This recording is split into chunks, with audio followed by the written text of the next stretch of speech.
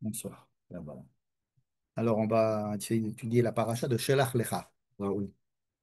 Alors, évidemment, on ne va pas aborder tous les aspects, on va aborder qu'un seul aspect, euh, mais qui a des ramifications un petit peu partout dans la Torah jusqu'à aujourd'hui.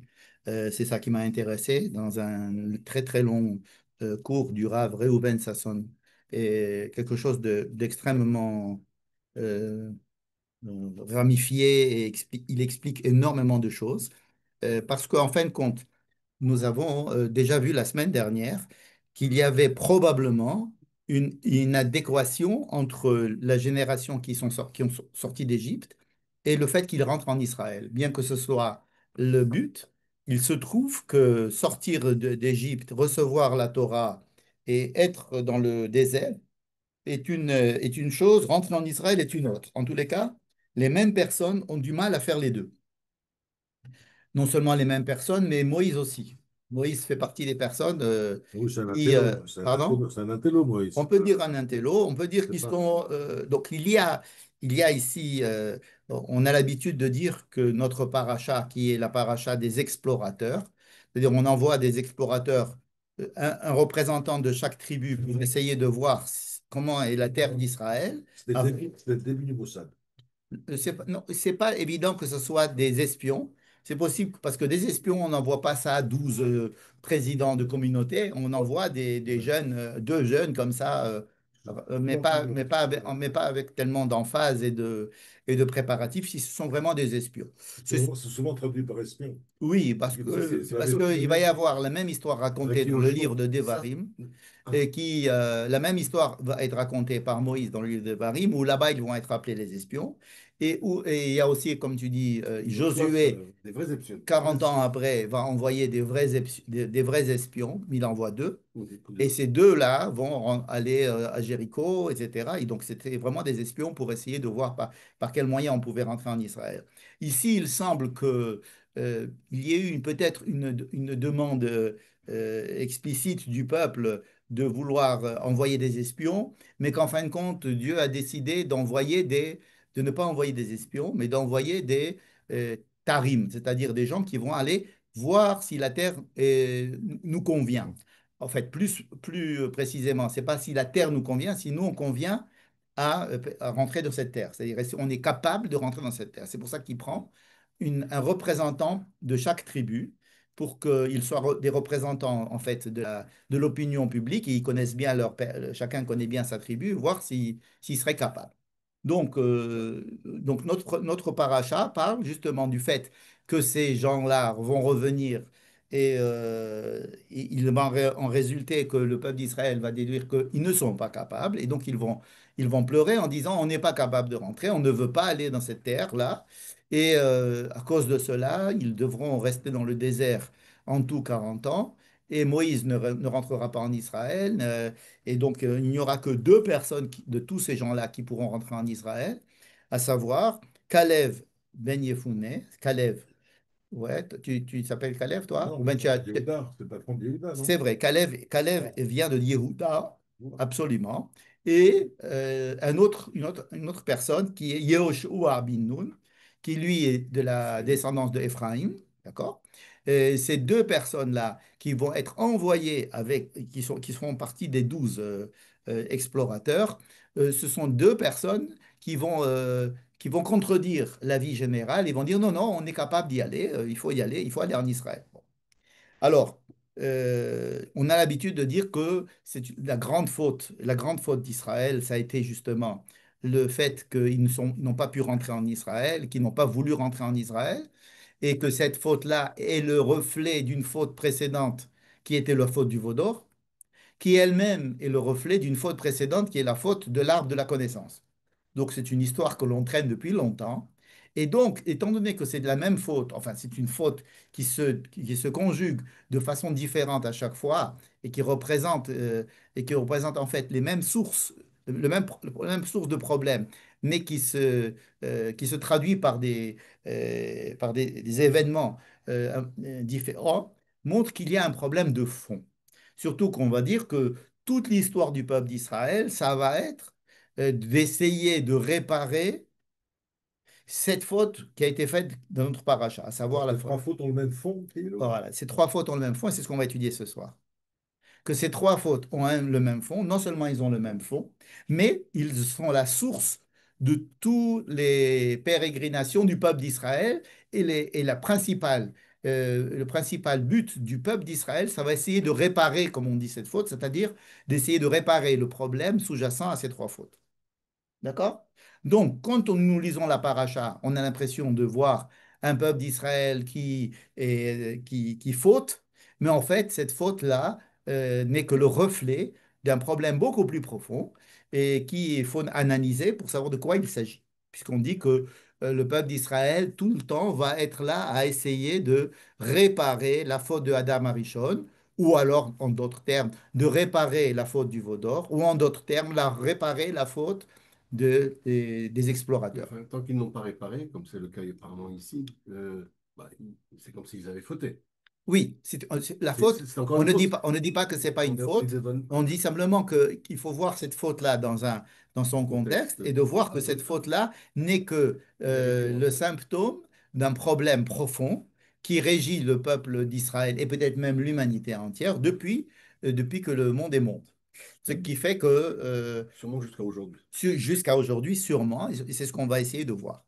Et comment est-ce que aujourd'hui, est-ce que l'on vit cette chose-là aussi? Salut, bienvenue. Bien. D'accord, donc on va essayer de voir cette chose-là. C'est uniquement sous cet angle-là que nous allons étudier la paracha.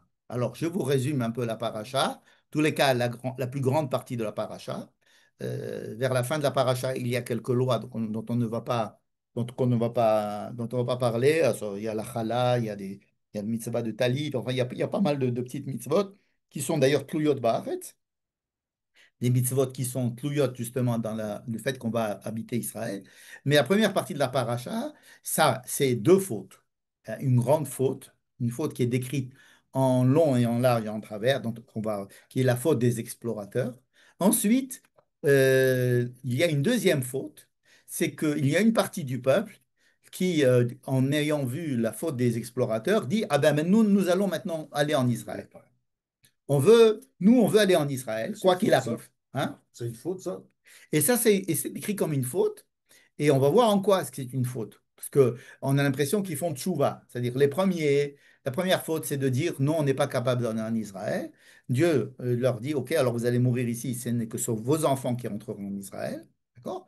Et eux disent, OK, on a compris, non, non, nous, on ne veut aller en Israël. Moïse leur dit non, Dieu n'est pas parmi Qui vous. est Il dit, Caleb et Yoshua, donc. Non, non, non, non. un groupe de gens Marapilim.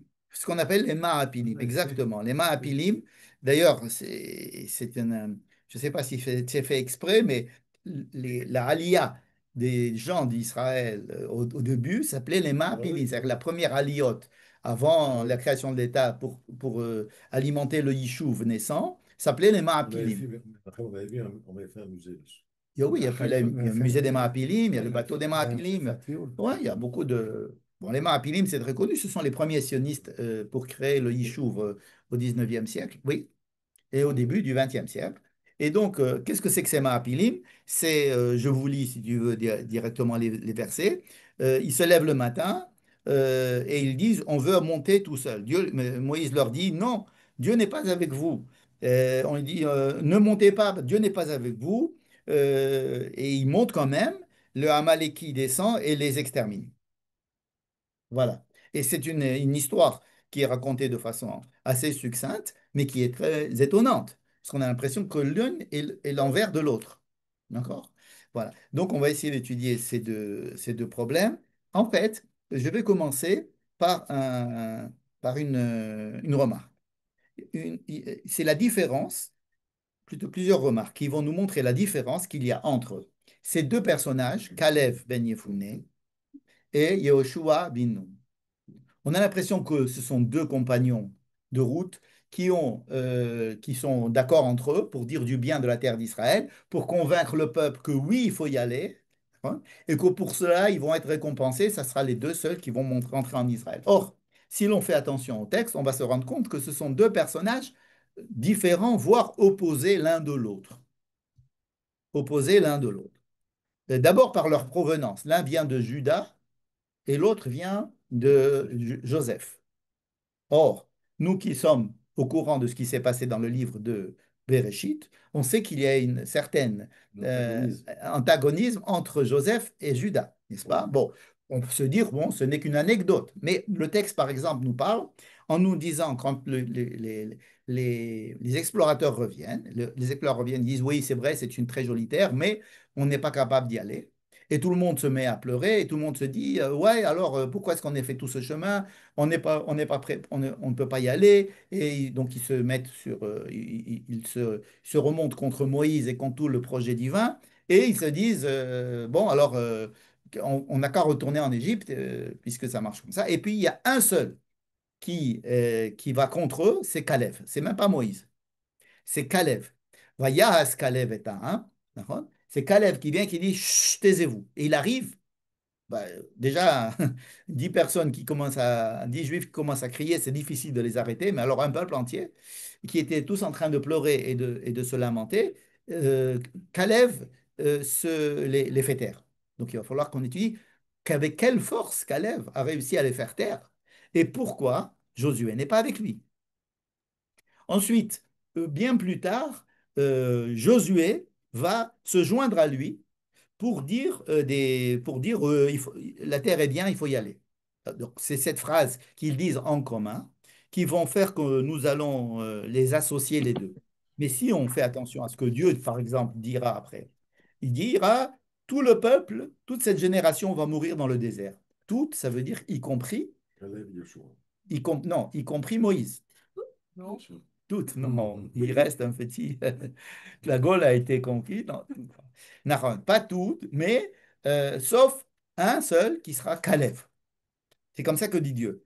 Il y a que Caleb qui va être épargné de cette décision de tuer tout le monde dans le désert. Quoi, pas Yeshua? Non. Ve'avdi Caleb, Avec un עקב הייתה רוח esprit. אחרת עמו, וימלא אחריי, והביא אותי ולארץ אשר בשמה וזרעו יירשנה. Je suis en train de lire le verset 24 du chapitre 14, où seul Caleb sort du lot, et tout le peuple va mourir dans le désert pendant 40 ans, sauf Caleb qui pourra rentrer en Israël. Et donc, il n'est pas écrit ici que Josué rentrera. Bien plus tard, lorsque Dieu va dire que, effectivement, après on pense que euh, pour des raisons différentes, d'accord, il va dire, c'est vrai, personne ne viendra sauf Caleb et Yehoshua. Alors, pourquoi raconter cette histoire comme ça? Dans le même paracha. Dans le même paracha, mais disons une dizaine, 5 ou 6 versets plus tard. Après qu'on ait décidé Moïse a décidé de punir l'assemblée, etc. Et que Dieu a décidé de tuer tout le monde. Matem voilà, arrête sa chose à dire, dit un qui im Kalev ben Yefune ve Yoshua bin.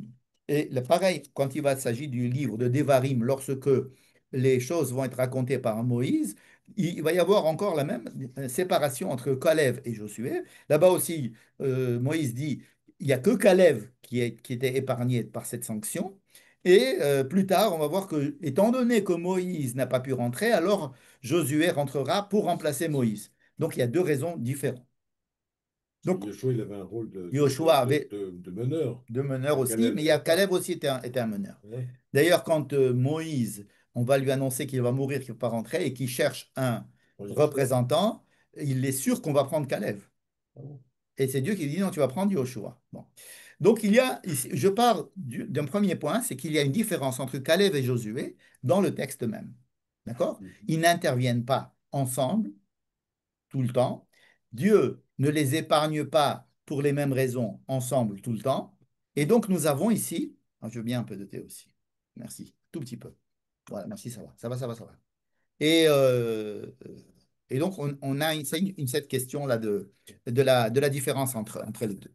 En fait, le Rav Reuven Sasson explique que pour essayer de comprendre cette différence entre Caleb et Josué, il faut remonter en arrière vers Yehuda et Yosef, comme on a dit tout à l'heure, et encore plus loin entre Rachel et Léa, Leurs mamans hein, respectives. leurs mamans respectives, c'est-à-dire Léa est la mère de Yehuda, donc qui est de quel descend Léa descend Caleb ben Yefouné. Caleb ben Yefouné descend de Léa. D'accord? Si tu veux prendre des notes, c'est bien de faire un trait. Ouais. Et tu vas voir qu'il y a ici deux colonnes que l'on va fabriquer, mais qui remontent depuis le Gan Eden. Et donc, pourquoi Rachel et Léa? Vous savez il y a une différence entre les patriarches et les matriarches. Bon. Les patriarches, les avot, sont censés représenter Dieu, la volonté divine. La volonté divine. Kucha Berichu, Akadosh Baruch. Les matriarches sont censés représenter la Shekhinah. Qu'est-ce que c'est que la Shekhinah? La Shekhinah, c'est ce qu'on appelle Knesset Israël, le peuple d'Israël. Nous, on pense que la Shekhinah, c'est Dieu. Mais en fait, Dieu s'exprime à travers deux notions. Une qui est Hakadosh Baruch Hu, Kucha Berichu, Hakadosh Baruch Hu, Dieu. Et la Shekhinah, c'est le fait qu'il réside. Shekhinah, ça veut dire Présence divine. présence divine. Ouais. Shachen, c'est un voisin, donc il est Shochen, Betochen, Mishkan, qu'on a construit, c'est la résidence de Dieu parmi le peuple. En fait, c'est le peuple d'Israël qui est le représentant de la présence de Dieu sur terre. Et c'est ce qu'on appelle la Shekhinah. D'accord. Donc, la Shekhinah, c'est représenté par les Imahot, par les mères. D'accord. Donc, les kabbalistes parlent de principes masculins, les Avot, et principes féminins, les Imaot, parallèles au fait que Dieu a créé le monde par en haut, mais il a un désir profond, c'était qu'il y ait un monde, ce qu'on appelle d'en bas, c'est-à-dire un monde matériel, dans lequel il pourrait se montrer, se dévoiler. Ça, c'est le principe de base de la Kabbalah que Dieu a décidé de ne pas rester dans son monde, mais de se dévoiler à travers le monde d'en bas. D'accord? La manière dont il a de se dévoiler dans le monde d'en bas, c'est par le peuple d'Israël, qui est le porteur donc de la volonté divine sur terre. Bon. Et donc les Imarot, les mères, c'est-à-dire Sarah, Rivka, Rachel et Léa, sont les représentants du peuple d'Israël en tant que Shekhinah. D'accord? Dans cette Shekhinah, il y a dedans cette Shekhinah, c'est-à-dire dans la manière de voir la Shekhinah, il y a aussi deux aspects. Un pôle de la Shekhinah, c'est ce que devrait être la Shekhinah, c'est-à-dire l'esprit même de la Shekhinah, c'est-à-dire la volonté divine telle qu'elle est, elle devrait être représentée, il voudrait qu'elle soit représentée sur terre. Ça, c'est la Shekhinah, si vous voulez, théorique, ou quelque chose qui est caché, qui est une intention, de l'intention, et donc d'une vérité haute, et qui voudrait s'exprimer dans le monde d'en bas. Et donc, la Shekhinah qui s'exprime vraiment, ces deux-là sont présentés par Rachel et Léa. C'est pour ça que Yaakov épouse deux femmes, deux sœurs. Pourquoi elles sont sœurs? Voilà, je prends tout ça comme une métaphore, une grande métaphore, pas comme une histoire simplement, mais une histoire qui représente des notions bien plus élevées que simplement un homme et une femme. Ça représente les choses. Yaakov est celui qui est censé faire le tikkun, c'est-à-dire réparer la faute de Adam Arishon. Puisque Yaakov, c'est le Bechir Avot, c'est Abraham, Isaac et Jacob, c'est le but. D'accord? Abraham, c'est le début, Isaac, c'est une poursuite, mais c'est Yaakov qui est l'essentiel dans les trois pères. Hein? Abraham, Isaac et Jacob, c'est Jacob, le père de la nation. D'ailleurs, Jacob, lui, ça va s'appeler Israël, et donc nous sommes le peuple d'Israël, nous ne sommes pas le peuple d'Abraham. Nous sommes le peuple de Yaakov. Et Yaakov est censé donc réparer la faute d'Adam Arishon. Donc avant de parler de Léa et de Rachel, on va d'abord parler de Adam Arishon. D'accord? Adam Arishon a été mis dans le jardin d'Éden, tel que c'est raconté dans les deux premiers chapitres. Et il y avait dans ce jardin deux arbres. un arbre de la vie, Etz Chaim, et l'arbre de la connaissance, n'est-ce pas? Etz Chaim et Etz Hadarat, n'est-ce pas? Bon. Il était interdit de consommer de l'arbre de la connaissance, mais vous allez me dire, alors dans ce cas-là, pourquoi Dieu l'a planté? En fait, il a planté l'homme en lui mettant Ouais. bon. Donc, les rabbins disent non. On peut manger de l'arbre de la connaissance si on a déjà mangé de l'arbre de la vie avant. Ah bon? Il faut attendre 3 heures. Ah, Non, il ne faut pas attendre 3 heures entre l'arbre de la connaissance et l'arbre de la vie. S'il avait mangé d'abord de l'arbre de la vie, alors il aurait pu manger l'arbre de la connaissance. C'est pas grave. Que représente l'arbre de la vie et l'arbre de la connaissance? L'arbre de la vie, c'est la Torah. Ça veut dire quoi la Torah? Ça veut dire le principe, les règles fondamentales, les intentions de Dieu. C'est ça le principe de vie. La connaissance, c'est comment rentrer ces principes de vie C'est pas le de but. la Torah dans le monde matériel. C'est la Mishnah Gemara. Non, Non? non, non. La Non. Da'at, c'est faire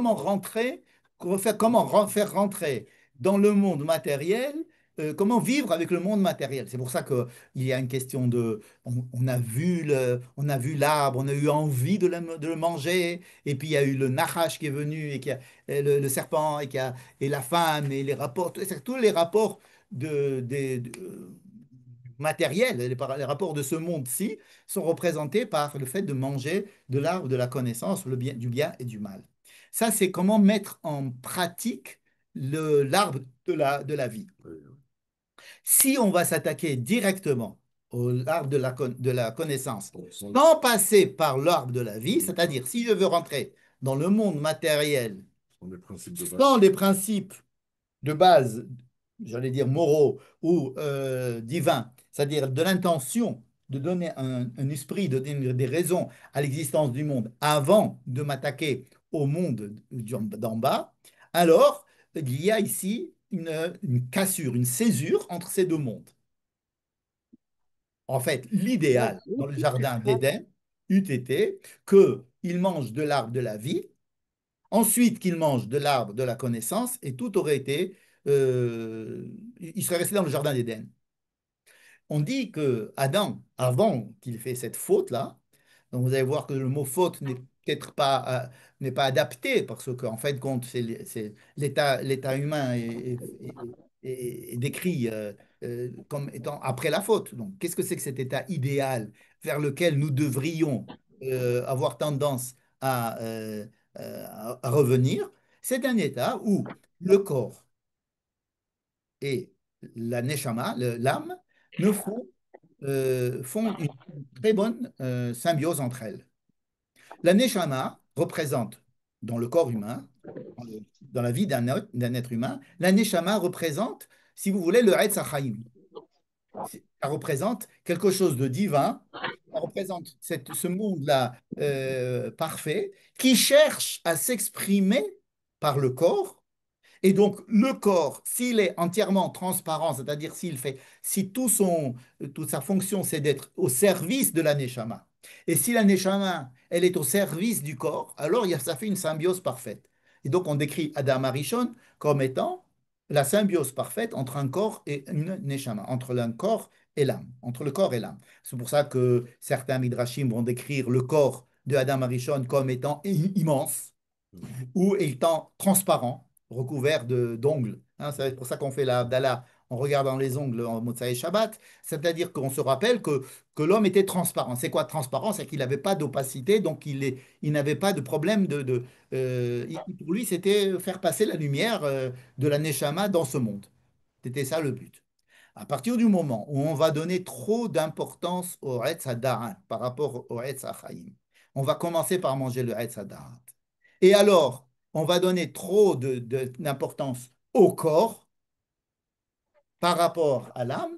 Donc, on aura besoin maintenant de vêtements. Des vêtements qui vont essayer de couvrir là. Ça veut dire tous les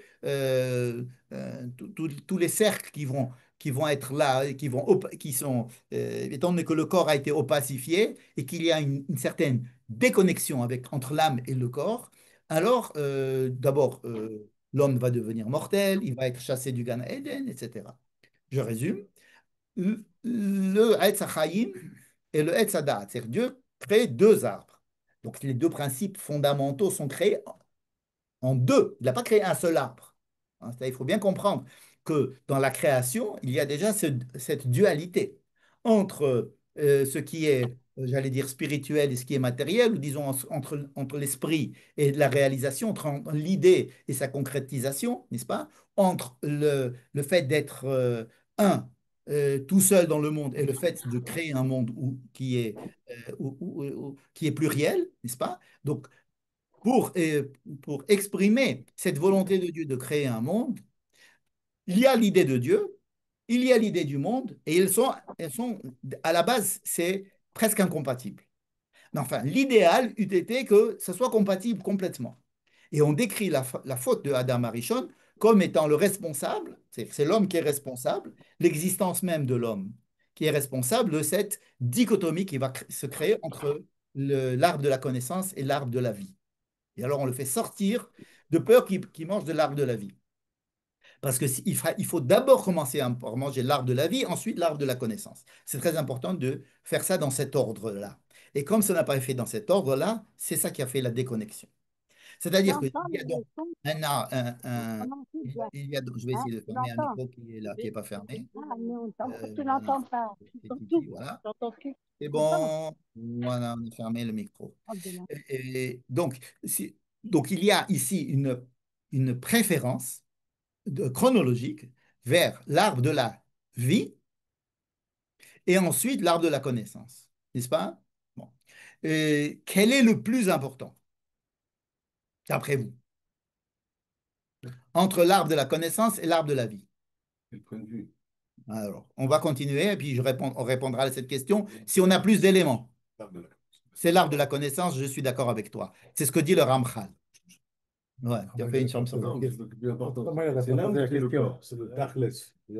Non, ce n'est pas que c'est important pour l'homme. Ce qui est important dans l'intention de créer le monde de la part de Dieu. C'est-à-dire que quand Dieu crée le monde, avoir une neshama, ça, c'est pas une grande trouvaille. C'est-à-dire, la neshama vient de Dieu. Bon, alors Dieu, il est là. C'est-à-dire que Dieu, il existe déjà. C'est pas ça le but de la création du monde. Le but de la création du monde, c'est le dévoilement de Dieu dans le monde. C'est que l'homme fasse son boulot. D'accord? Donc, si c'est le dévoilement de Dieu dans le monde, le but de la création, c'est effectivement le Etz Hadat, n'est-ce pas? Simplement, il y a un grand danger à rentrer dans la réalisation, dans le monde du matériel, dans le monde ici-bas, sans être lié au monde d'en haut, ça peut être très dangereux. C'est dangereux. Sans lire le manuel D'accord? d'utilisation. Voilà. Exactement. D'accord? Bien. Adam Arishon a fait la séparation entre, on va dire, le Neshama et le Gouf, entre la Torah, si vous voulez, et Eretz Israël. Je vais dire tout de suite le mot. Eretz Israël, c'est Etz Hadat. Pourquoi? Parce que Eretz Israël, c'est la terre du concret. Comme on appelle ça nos amis, la terre sainte, en pensant que c'est une terre sacrée comme ça, il ne faut pas la toucher.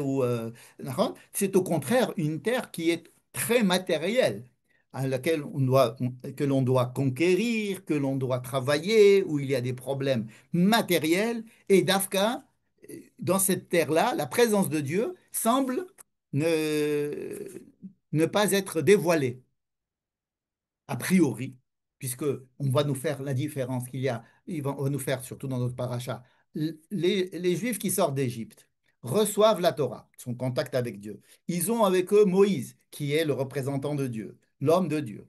Et cet état-là va les décrire comme d'ordéens, c'est-à-dire une génération qui est entièrement reliée à Dieu. Le but, c'est de les faire entrer en Israël. Ça veut dire quoi? Ça veut dire que, OK, vous avez reçu la Torah, vous êtes en contact avec Dieu, mais ça n'est pas le but. Le but, c'est de rentrer en Israël et à travers votre vie en Israël, relier cela avec la Torah. Donc, si on pense à une génération qui a d'abord vécu le désert, une génération qui a d'abord vécu la Torah avant de rentrer en Israël, on a l'impression qu'on est en train de réparer, comme si Adam avait mangé l'arbre de la vie avant de manger l'arbre de la connaissance. Sauf que pas rentrer en Israël. Alors, on va voir les problèmes.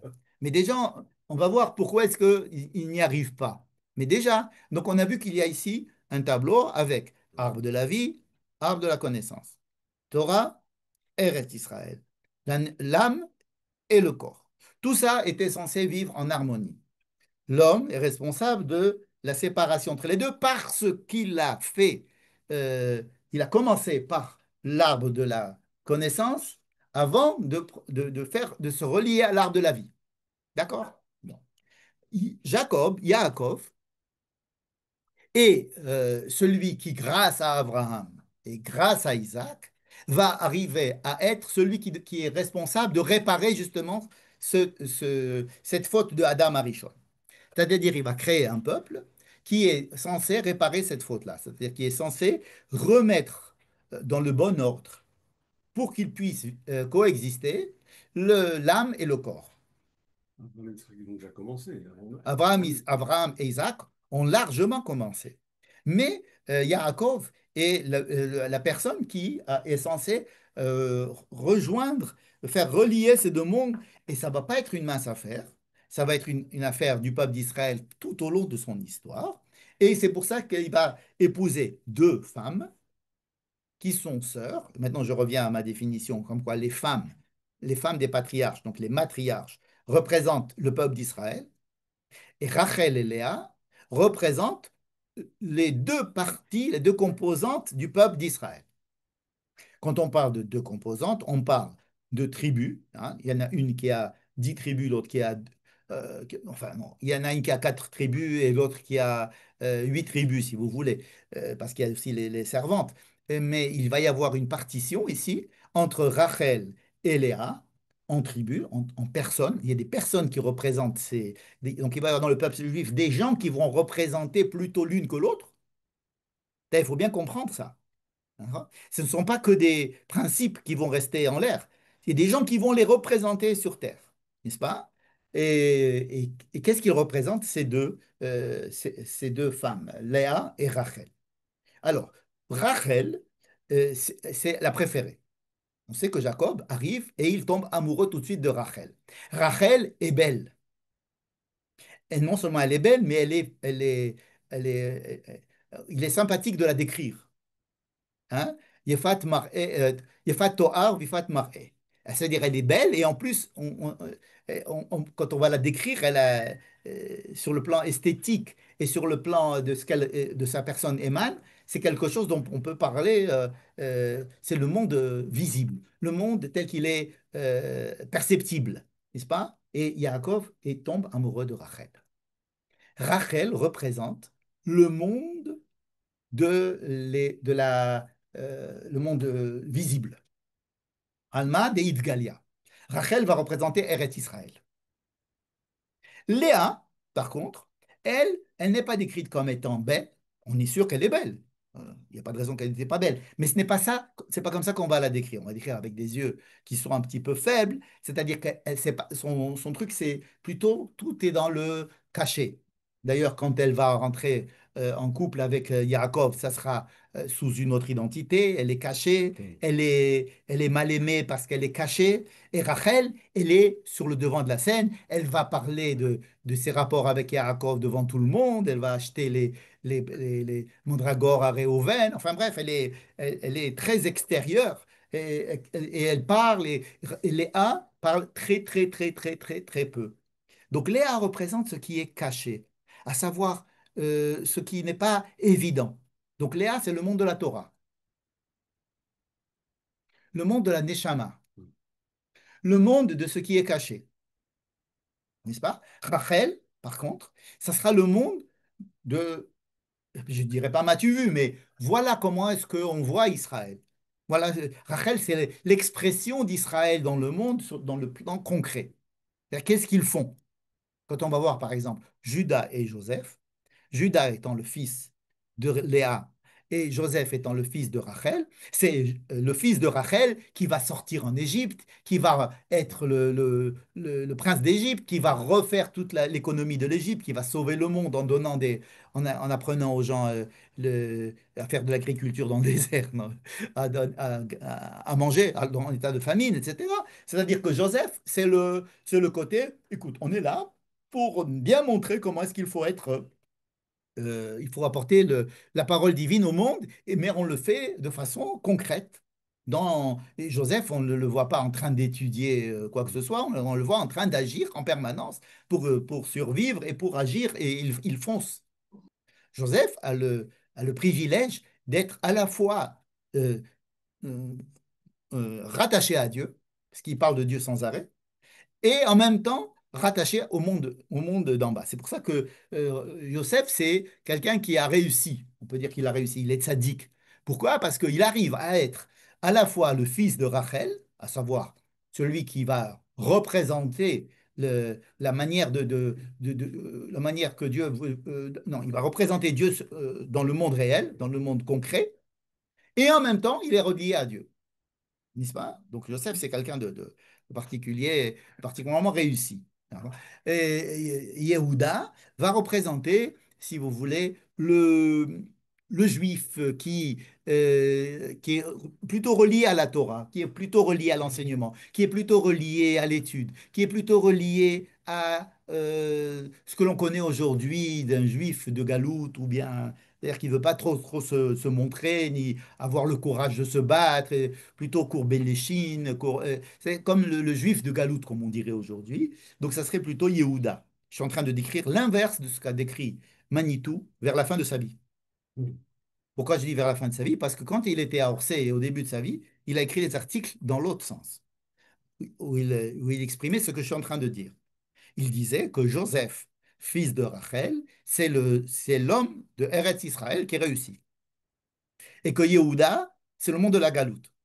Vers la fin de sa vie, il a changé. Pourquoi? Je crois que parce que lui alors qu'il est s'appelle en Yehuda. Israël. Je pense que parce que lui s'appelle Yehuda et que Yosef Peut-être Soloveitchik s'appelle Rameito s'appelle Yehuda. Oui, Enfin bref, il a inversé complètement alors qu'il sa est en manière. Israël. Il était en Israël. Euh, D'accord. Parce qu'il se disait, Joseph, c'est le juif qui aide les nations en dehors d'Israël. Judas reste en Israël. Bon.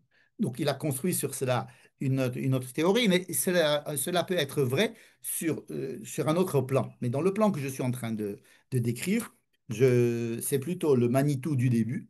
J'ai eu déjà des écrits de Manitou du début qui disaient comme ça, comme ce que dit la Kabbalah, dans le sens où Joseph est le fils de Rachel, qui est Eretz Israël, tandis que Yehuda, c'est celui de la Torah.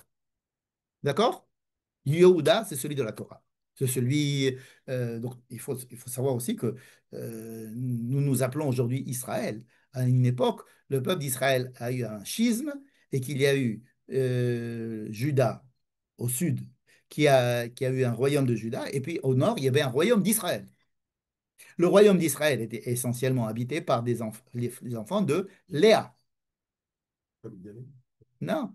Et le sud, Juda, avec Binyamin, représentait plutôt Non, excusez-moi. Le nord, c'est plutôt les enfants de Yosef, puisque c'est Ephraïm. Et au sud, c'était Yehuda, donc qui était de Léa, n'est-ce pas? Or, il se trouve que les enfants de Léa, c'est-à-dire Yehuda, vont s'appeler les Yehudim, les Juifs, Mhm. et que les enfants de Rachel dans le nord vont s'appeler plus tard Israël.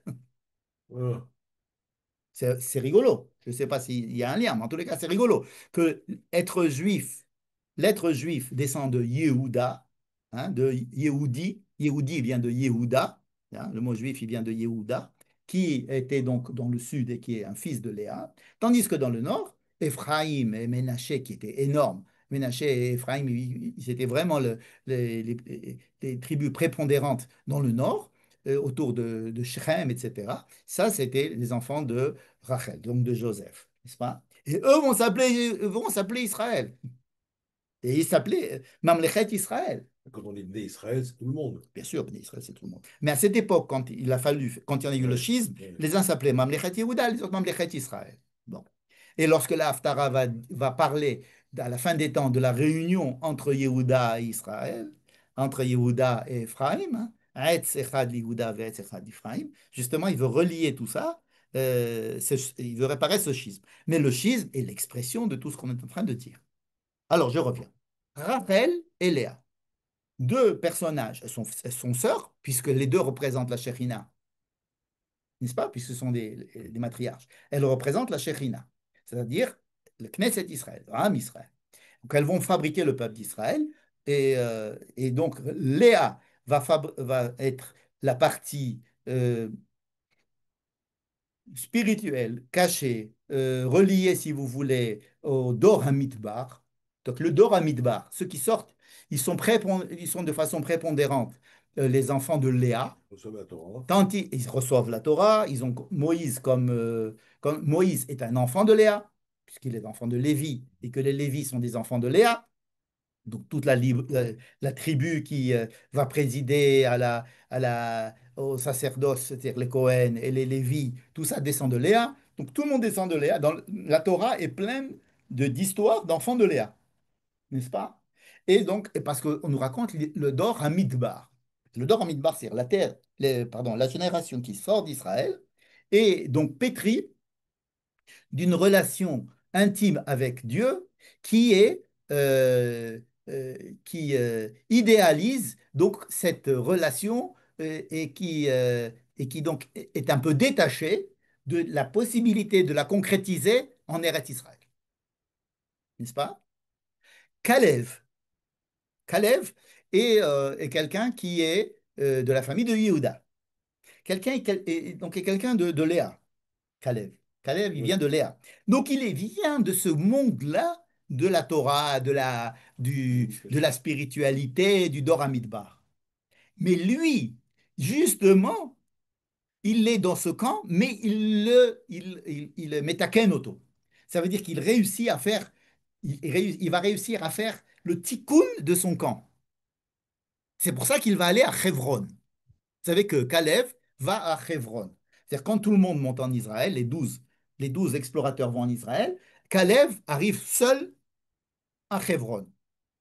Le Zohar le compare à Eliezer ben Abraham. Pourquoi? Parce que lui, il va aller prier au Havot. Pourquoi il va à Hebron, Caleb? Caleb va à Hebron. Parce que Hebron, qu'est-ce que c'est? La ville de Hebron, c'est quoi? C'est une ville qui relie la terre avec le ciel. C'est comme ça qu'on dit, n'est-ce pas? C'est que c'est là qu'ils sont enterrés les patriarches, Adam et Rava sont enterrés là-bas. On dit que c'est la porte qui relie la terre et le ciel. Dans le sens, c'est une représentation, Hebron, c'est la représentation du monde de la Torah en Eretz Israël. C'est pas Jérusalem. Non. Je vais dire la différence entre Jérusalem et Hebron. Hebron est là pour relier le monde de la Torah, c'est-à-dire le monde des Havot, Abraham, Isaac et Jacob, avec la terre d'Israël, puisque Hebron se trouve en Eretz Israël. D'accord? Donc, Hebron, c'est la ville qui réunit. Jérusalem, c'est la ville où c'est déjà réuni. C'est Shalem. Jérusalem est la ville qui est déjà réunie à l'intérieur d'elle. Hebron, c'est la ville où on doit réunir. C'est pour ça il y a toujours des tensions à Hebron. Parce que c'est une ville où on doit apprendre à réunir. À réunir qui? À réunir la Torah avec Eretz Israël. C'est pour ça que Caleb puise sa force à Hebron. Et que lui, quand il va arriver chez le peuple, qu'est-ce qu'il va leur dire? Il va leur parler, mais ils vont l'écouter tout de suite. Il va les faire taire. Il va réussir à les faire taire. Pourquoi?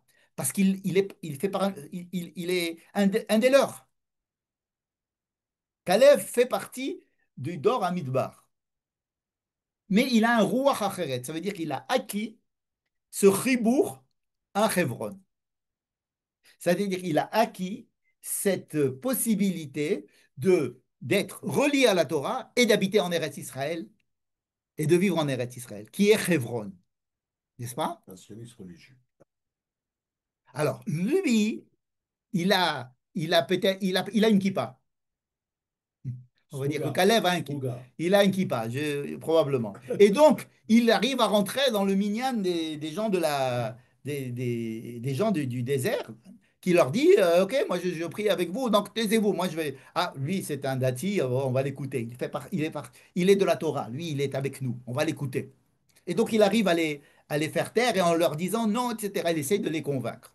Ça va pas trop marcher, mais au moins, lui, il a réussi à faire ce tikkun au, euh, au stade individuel. Yoshua, c'est le représentant de Eretz Israël. C'est l'inverse. C'est un descendant de Ephraïm, comme c'est un descendant de Joseph, donc c'est un descendant de Rachel. Donc c'est quelqu'un qui est relié à Eretz Israël, c'est-à-dire dans la concrétisation des choses. C'est pour ça qu'à chaque fois qu'il faut se mettre en guerre contre Amalek, on appelle Joshua. Joshua, c'est lui qui va dire Tsei lachem im Amalek, quand on va traverser la mer Rouge, on ne va pas du tout appeler Joshua. Mais quand il va falloir faire la guerre vraiment contre, prendre les armes et prendre les meilleurs soldats et faire la guerre contre Amalek, c'est Moshe a fait appel à Josué. C'est Josué. La mer Rouge, c'est pas quel lèvre qu'il a ouvert, justement? Non, c'est Moshe. Tout simplement, c'est Moshe qui a levé sa main. La mer Rouge, attends, tu veux parler de celui qui est rentré en premier, Oui. c'est Nahshon ben Aminadab. Mais encore, ça, c'est dit par le Midrash, ce n'est pas dit dans le texte. Alors, donc, on a Yoshua qui est complètement l'opposé. Yoshua, il fait partie de quel camp, si j'ose dire. Yoshua, il fait partie du camp de Rachel, donc de Eretz Israël, n'est-ce pas? Et alors, euh, il va y avoir encore une autre différence qu'on peut trouver entre Yoshua et Caleb. C'est que quand Moïse va nommer les 12 explorateurs, tu peux refermer au cas où il y aura du bruit de l'autre côté, je sais pas. Oui, ils ont endormi. Et donc, ça, on peut l'enlever aussi. Ah oui. Bon, il n'y a plus de soleil. Non, c'est pas grave. Ouais, laissez faire. Et, Moïse va bénir Josué et il va lui ajouter un Yud à son nom. Il s'appelait Hoshéa. Hoshéa. Il s'appelait Hoshéa. Hoshéa Binoun. Il va lui ajouter une lettre qui est Yud et il va lui dire maintenant tu t'appelles Yehoshua. Hein, quand il va lui ajouter cette lettre pour lui dire Yehoshua, Vaikra Moshe le Hoshéa Binoun Yehoshua. D'accord? Il a béni que Josué. Pourquoi il ne bénit que Josué? Pourquoi il ne bénit pas tout le monde? Pourquoi il ne bénit pas Caleb? Pourquoi il ne bénit que Josué? Alors, il y a une explication d'un rabbin Chassidi, j'ai oublié comment il s'appelle, un rabbin Chassidi qui a fait quelque chose qui propose quelque chose de joli, mais c'est pas sur ça qu'on va aller. Il dit que Josué était tellement, il aimait tellement Moïse, et il savait que Moïse, s'il ne rentrait pas en Israël, c'est lui qui ferait rentrer le peuple en Israël. Puisque c'est ce que vous avez dit, Eldad de Médad la semaine dernière. Moshe met, Yoshua machnis laaretz. Et Josué ne voulait pas prendre la place de son maître Moshe. Et donc, il avait plutôt tendance à dire, OK, on reste tous dans le désert. Parce que si on rentre, Moïse va mourir C'est moi qui et me c'est pose. moi qui vais le voir. Donc, je ne veux pas. Et Moïse savait ça. Et Moïse lui dit, je veux pas, je veux que tu, je veux pas que tu fasses attention à moi. Ne te sacrifie pas pour moi. Et c'est pour ça que Moïse lui donne un yud. Mais plus profondément. Moïse donne un yud à Yoshua, et ça c'est dit dans le Zohar. Et d'où vient ce yud? Et pourquoi un yud? Qu'est-ce que c'est qu'un yud? Il y a mis, yud, ça représente les 10 explorateurs qui vont dire du mal de la terre. Pourquoi il les met avec lui? Parce qu'il dit, toi, tu es quelqu'un qui est attaché à la terre. Tu as compris qu'il faut aller en Eretz Israël. Tu es là avec moi depuis le début parce que tu sais qu'on va rentrer en Eretz Israël. Et que c'est toi qui vas rentrer en Eretz Israël. C'est toi qui es le combattant, c'est toi le chef de l'armée. Je ne veux pas que tu ailles sans être attaché à l'esprit de la Torah du peuple. Et l'esprit de la Torah du peuple, c'est le Yud, c'est-à-dire à tous ces représentants du peuple qui, au nom de la Torah, ne veulent pas rentrer en Israël. Parce qu'ils disent, on veut garder notre Torah. Et en Israël, on va perdre notre Torah. Donc, on ne veut pas rentrer en Israël, n'est-ce pas? Et là, c'est la grande erreur, c'est leur grande erreur. Mais celui qui va rentrer en Israël, on lui colle un Yud qui dit, quand tu vas rentrer en Israël, il faut que tu sois conscient d'avoir avec toi tout le peuple d'Israël et même les religieux. C'est que même les religieux sont juifs. Enfin, c'est ce qu'il lui dit avec le You. Bon. Ça veut dire quoi? Ça veut dire que avant que Yoshua n'aille en Israël, on lui met un Yud pour lui dire il va falloir que tu sois rattaché quand même à ce. C'est que le peuple du désert, il a fauté, mais il représente quand même quelque chose d'indispensable. Il représente le rattachement à une spiritualité, à la raison même. Mais c'est vrai que le but du but, c'est Rachel. Le but du but, c'est de rentrer en Israël. Rachel, c'est le but. C'est pour ça que Yaakov aime Rachel. Pour la même raison, Yitzhak aime Esav. Pourquoi Yitzhak aime Esav? Parce que Esav, c'est celui qui va mettre les choses concrètement. Lui faire- Ish Sadeh, c'est lui qui est dans le concret. Il sait que ce dont a besoin le peuple d'Israël, c'est de rendre concret les idées théoriques. Donc il va aimer Esav. C'est pour ça qu'il préfère Esav à Yaakov. lui faire manger. Et faire à manger, ça veut dire, Ouais, comme on voilà. a vu la viande la semaine dernière, ça veut dire c'est rentrer dans le vif du sujet. Encore une fois, c'est Rachel l'essentiel. C'est rentrer en Israël qui est essentiel. Pourquoi? Parce que l'essentiel, c'est de vivre la vie dans toutes les couches les plus matérielles qui soient. Et ça ne peut être représenté qu'en Eretz Israël. En dehors d'Israël, le juif, il va rester un juif de Galoute, un juif intellectuel, un juif religieux, un juif qui transporte la Torah sans avoir à l'appliquer dans tous les niveaux de la réalisation physique. Armée, guerre, agriculture, sciences, études, commerce, tout ça. Ça, c'est Eret Israël. Donc, Yitzhak avait prévu que c'était quelqu'un comme Esav qui devait être le but de tout ça. C'est pas? Ce qu'il n'avait pas vu, c'est que Esav, en fait, il n'était pas apte. Parce que Esav n'avait pas pris sur lui l'arbre de la vie. Il s'était branché dans le monde matériel que pour le monde matériel. Il disait Lamazeli Bechora, je ne veux pas de cette histoire des patriarches, je veux pas envie d'être un patriarche. Hein. Je veux vivre le maximum. Donc c'est pour ça que Rivka, qui elle est du côté des femmes, donc qui sait comment fonctionne le peuple d'Israël, a modifié tout de suite la chose et a fait prendre ça à Yaakov. Yaakov aime Rachel, il va et toute sa vie aimer Rachel. Pourquoi? Parce que le but c'est Rachel.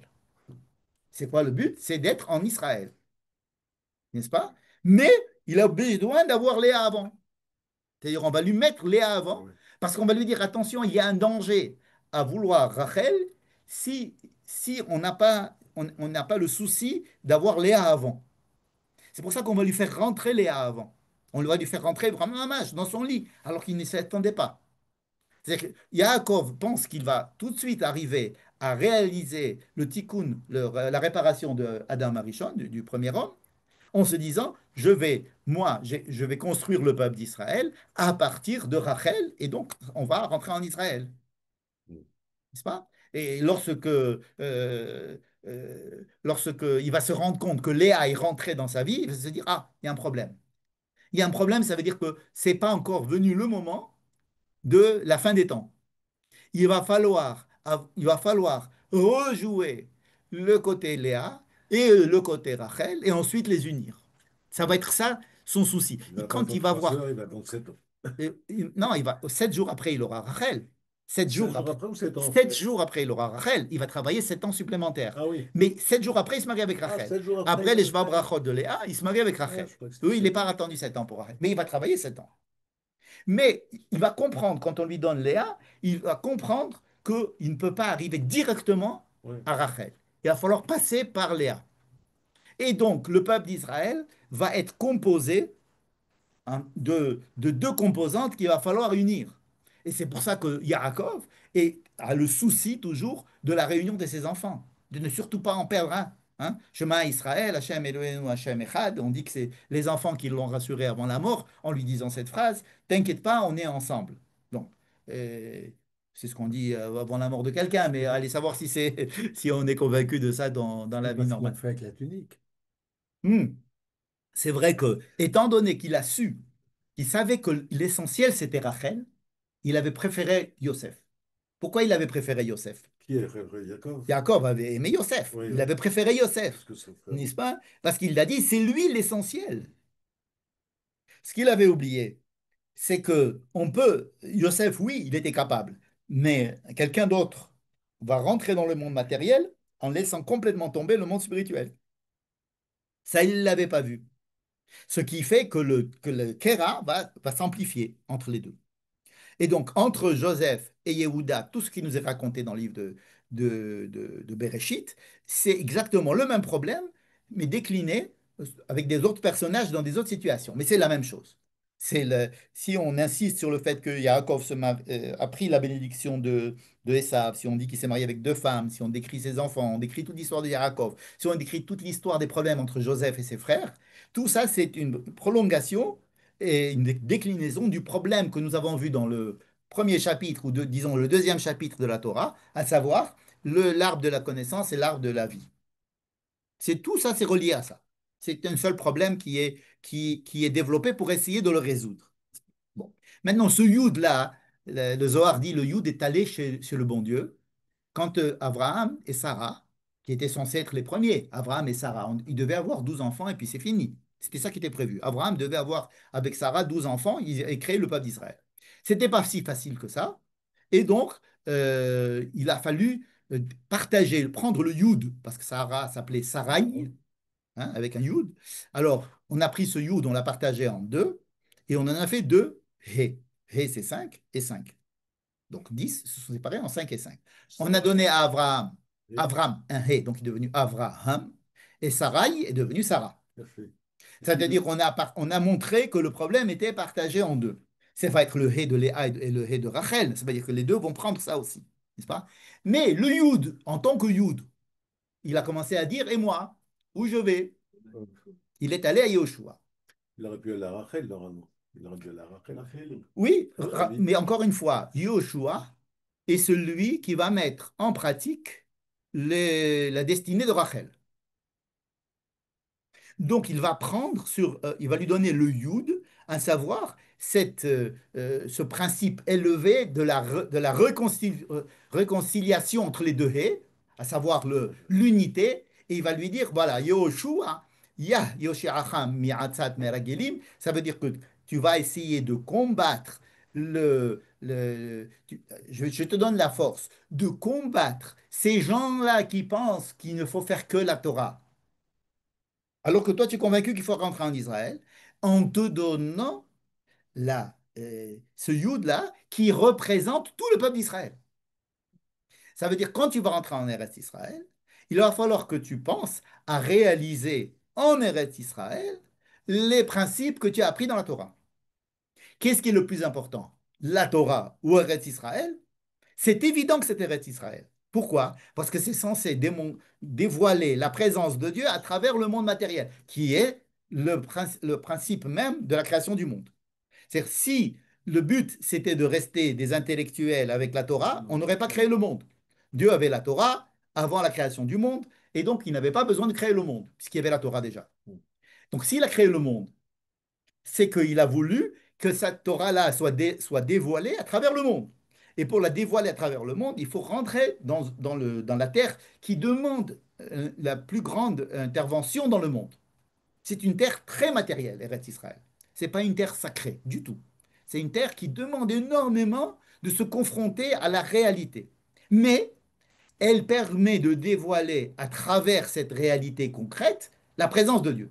À travers le peuple. À travers le peuple sur la terre, on dévoile la présence de Dieu dans le monde. S'il n'y a pas le peuple sur la terre, il n'y a Mais pas la présence de Dieu dans le monde, pas de façon théorique, en façon pratique. Ça veut dire on va voir comment on arrive à s'en sortir. Et après, on va se dire, attends, mais c'est pas possible. Statistiquement, ça peut pas marcher. Que tu aies 20 millions de gens qui veulent tuer, c'est bon. 300 millions qui veulent tuer 6 millions, c'est pas possible. Ouais, c'est possible. C'est-à-dire que tu découvres la présence de Dieu à travers la réalité. Donc, le monde du Midbar, le monde du désert, la génération du désert, représente ce qu'est le monde, entre guillemets, de la Torah. Et étant donné qu'il voulait rester dans ce monde de la Torah et surtout de ne pas se souiller, entre guillemets, en rentrant dans cette terre-là qui va nous demander de rentrer dans les détails des choses, Alors, ils ont été punis et ils ont dit, il n'y a que vos enfants. Pourquoi les enfants? Pourquoi pas une autre? Il avait pensé de prendre un autre peuple. Non. Parce que les enfants, ils vont avoir la qualité d'avoir des parents reliés à la Torah. Et donc, de eux, pouvoir faire autre chose. Donc c'est le contraire de la faute de l'art de la connaissance et de la vie. C'est le Exactement. contraire. Ça va être sa réparation. C'est Ah oui. censé être sa réparation. D'accord? Donc, Yehoshua, qui est censé être l'homme d'Eretz Israël, il va recevoir de Moïse la bénédiction de la Torah. Kalev, qui est censé être représentant du monde de la Torah, va aller à Hebron pour se relier à Eretz Israël. D'accord? C'est-à-dire que il y a dans chaque camp des manquements s'il n'est pas relié avec l'autre. C'est ça qu'il faut bien comprendre. Et, et c'est pour ça qu'il me semble que c'est qu'on est en train de parler de la situation du peuple d'Israël en Israël aujourd'hui, qui est partagée en gros entre des gens qui ne veulent pas entendre parler de l'État d'Israël, ils n'entendent parler que de Eretz Israël, c'est-à-dire comme c'est parlé dans la Torah, Eretz Israël, mais pas Médinat Israël, parce que pour eux, Médinat Israël, c'est un monde Chol, Chiloni, mais le monde Chiloni, n'est-ce pas l'endroit où le Kodesh doit se dévoiler? N'est-ce pas? Le but, c'est de rentrer à l'intérieur du Chol et de montrer le Kodesh qu'il y a dans le Chol, comme on dit. N'est-ce pas? Donc, s'occuper du Chol, c'est le but. Et de dévoiler le Kodesh dans le Chol, c'est le but. N'est-ce pas? De montrer qu'en faisant la guerre, qu'en faisant de l'agriculture en Israël, on dévoile la volonté de Dieu et la présence de Dieu dans le monde. N'est-ce pas? Alors, Kalev et Yoshua sont deux entités antagonistes Mhm. et chacun va représenter un manquement, non pas un manquement, le tikkun de son camp. Complément. Le tikkun de son camp. Yoshua va être le tikkun de Eretz Israël grâce au yud qui lui a été ajouté par Moïse. Et Caleb va être le tikkun du monde de la Torah parce qu'il va rentrer, il va aller à Hebron, Oui. qui est le consulat de la Torah en Israël. N'est-ce pas? Donc les deux représentent le tikkun de leur propre camp. Et ces deux manquements qu'il y a dans ces deux camps vont être révélés par deux fautes. La faute des explorateurs qui veulent être reliés à Dieu en permanence, rester dans le désert avec la manne, avec le nuage, avec les chaussures qui ne se Je sais s'usent pas. pas, et Moïse, etc. Et toute cette protection divine et tout ce monde de la Torah dans le ciel, ils ne veulent pas rentrer en Israël. Ça, que c'est la première faute. Première faute d'un camp manquant. La deuxième faute est décrite dans les versets qu'on a dit tout à l'heure, à savoir des gens qui voudraient rentrer en Israël, on s'en fout de Dieu. On est prêt à rentrer en Israël Mhm. sans Dieu. Mais Dieu n'est pas parmi vous, on s'en fout. Vous n'avez pas le Aaron, on s'en fout. Ça aussi, ça, Amalek va le détruire. Ça veut dire il y a ici deux fautes dans la paracha, des deux camps opposés, parce que les deux, on expose leurs manquements, les manquements de chacun des deux camps. Et alors le veau d'or là-dedans. Alors, le veau d'or, c'est l'expression de l'incapacité du Mishkan. Le Mishkan, ça va être le tikkun du veau d'or, ça tu sais. Le Mishkan, ça va être le tikkun du veau d'or, à savoir, qu'est-ce que c'est que le Mishkan? C'est la présence de Dieu à l'intérieur du peuple d'Israël. D'accord? Bon. Comment se représente le Mishkan? Avec une boucherie, avec de la lumière, avec des encens, avec On ça met va être le monde Maria. d'en bas, Maria. le monde d'en bas qui va être relié au monde d'en haut avec des sas de séparation. Eux, ce qu'ils ont voulu, c'est d'avoir directement le chérubin. Ah, Eux, ce qu'ils veulent, c'est d'être reliés à Dieu complètement. Incapacité à rentrer dans le monde de matériel. la matériel. Le veau d'or, c'est de fabriquer des chérubins et d'être en contact avec les chérubins Ah ouais. sans intermédiaire, c'est-à-dire être en contact avec la présence de Dieu directement. C'est en ce sens que le veau d'or représente cette incapacité à relier les deux mondes, n'est-ce pas? Donc c'est dit dans des termes différents, mais ça représente le même problème, n'est-ce pas? Voilà. Donc, les deux Beth Amikdash vont représenter exactement les mêmes problèmes. Le Beth Amikdash, le premier Beth Amikdash, ou bien même les deux tables de la loi, la première table de la loi et la deuxième table de la loi représentent la même chose. C'est que les premières tables de la loi sont idéales et les deuxièmes tables sont humaines. elles sont qu'elles sont plus. Le premier Beth Amikdash, le premier temple créé, construit par Salomon, qui va durer à peu près 500 ans, disons entre 400 et 500 ans, va représenter une présence divine intense avec des prophéties partout, mais les gens qui ne savent pas, être en mesure d'être des bons kélim, des bons réceptacles de cette lumière énorme. Donc, ils vont fauter avec le Avodazara, Gilui Harot, Shfichut Damin, c'est-à-dire ils vont faire de l'idolâtrie, ils vont faire le meurtre, ils vont faire de l'adultère, etc. Ça veut dire qu'ils ont des lumières tellement importantes, mais qu'ils n'ont pas de préparation humaine de comment être, comment se comporter pour recevoir ces choses-là. Donc, on fait des exactions. Le deuxième temple, ça va être exactement l'inverse. Le deuxième temple, il ne va pas y avoir de Aaron à Kodesh, c'est-à-dire il ne va pas y avoir le tabernacle n'est pas dans le présent dans le deuxième temple, n'est-ce pas? Donc il n'y a pas de prophétie, On le connaît, il n'est pas là-bas. il n'est pas Il est là-bas. où? Il est à Shiloh, On ne non? sait pas où il On est. sait pas. Oui. Après, il a été caché par Salomon avant la destruction, pour qu'après la destruction, on ne le retrouve plus. Mais dans le deuxième temple, il n'y a pas l'étape de la loi. Parce que le deuxième temple, c'est une préparation des gens. Mais il n'y a pas de lumière qui descend. Les premiers temples, c'est beaucoup de lumière qui descend, mais pas de récipient pour le recevoir. Donc les récipients, ils se cassent. Deuxième temple, on va fabriquer des récipients. Il n'y a rien. Mais la fabrication des récipients va faire qu'il va y avoir tellement de récipients qu'on va avoir des sectes, que celui-là, il va penser ça. Il y a les Séducéens, il y a les chrétiens, il va y avoir les pharisiens, il va y avoir toutes sortes de choses parce qu'il y a trop de kélim, c'est-à-dire de récipients, qui vont se casser la tête ensemble. Alors, il n'y a pas de névoie. Ça aussi, ça a été détruit. Donc on attend un troisième temple qui serait en fait l'union de deux. L'union du premier temple et du deuxième temple, à savoir l'union de Caleb et de Josué, à savoir l'union entre la Torah et Eretz Israël. C'est-à-dire à la fois vivre en Eretz Israël et être relié à la Torah. Ça, c'est le but du troisième temple. On espère qu'il viendra. Mimera beyame. Nous, amen. Amen. Voilà. Ça fait. Oui. Sauf que Caleb Ben Yefoune